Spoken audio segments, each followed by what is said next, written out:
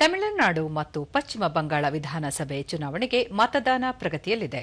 ಚುನಾವಣಾ ಆಯೋಗ ಶಾಂತಿಯುತ ಮತದಾನಕ್ಕಾಗಿ ಎಲ್ಲೆಡೆ ಬಿಗಿ ಭದ್ರತಾ ವ್ಯವಸ್ಥೆ ಕೈಗೊಂಡಿದೆ. ದಿವ್ಯಾಂಗ ಮತದಾರರು ಮತ ಚಲಾಯಿಸಲು ಮತಗಟ್ಟೆ ಆವರಣದಲ್ಲಿ ಸಕಲ ಸೌಲಭ್ಯಗಳನ್ನು ಕಲ್ಪಿಸಲಾಗಿದೆ. ತಮಿಳುನಾಡಿನ ವೆಲ್ಲೂರಿನ ಮತಗಟ್ಟೆಯೊಂದರಲ್ಲಿ ಮತ ಚಲಾಯಿಸಲು ಆಗಮಿಸುತ್ತಿರುವವರನ್ನು ರೋಬೋಟ್ ಸ್ವಾಗತಿಸುತ್ತಿರುವ ದೃಶ್ಯ ಕಣ್ಮನ ಸೆಳೆಯಿತು.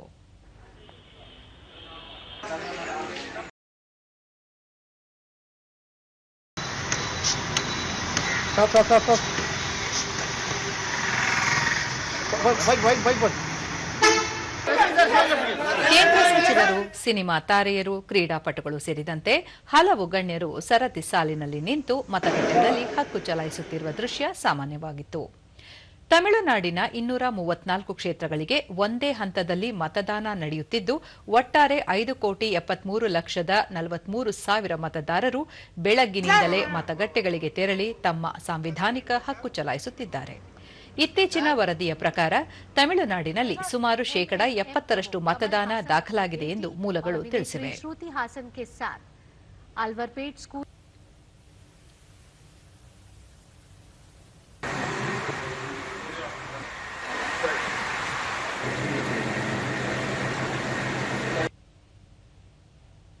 बढ़ाकर रात 8 बजे तक करने का आग्रह भी किया है।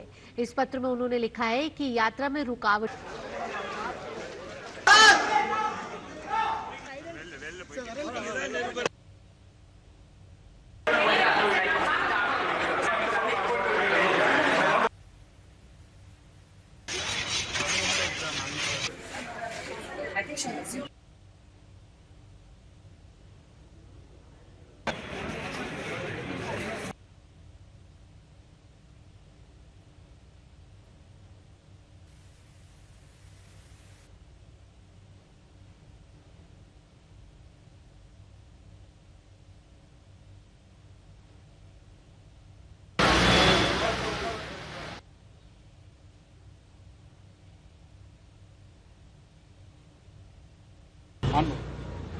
सर कुछ पिनाडी सर सर सर सर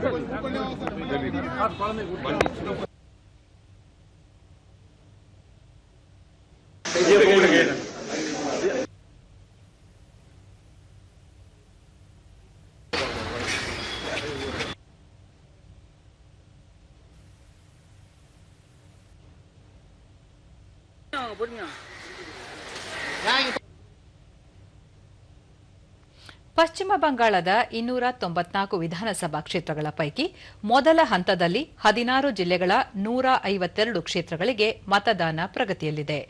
ಇದುವರೆಗೆ ಸುಮಾರು 62% ಮತದಾನ ದಾಖಲಾಗಿದೆ. ಪಶ್ಚಿಮ ಬಂಗಾಳದಲ್ಲಿ ಎರಡನೇ ಹಂತದ ಮತದಾನ ಇದೇ 29ರಂದು ನಡೆಯಲಿದೆ. ತಮಿಳುನಾಡು, ಕೇರಳ, ಪುದುಚೇರಿ, ಅಸ್ಸಾಂ ಹಾಗೂ ಪಶ್ಚಿಮ ಬಂಗಾಳ ವಿಧಾನಸಭೆಯ ಜೊತೆಗೆ ಕರ್ನಾಟಕದ 2 ಕ್ಷೇತ್ರ ಸೇರಿದಂತೆ ಹಲವು ರಾಜ್ಯಗಳ ವಿಧಾನಸಭೆಯ ಉಪಚುನಾವಣೆಯ ಮತ ಎಣಿಕೆ ಮೇ 4ರಂದು ಜರುಗಲಿದೆ.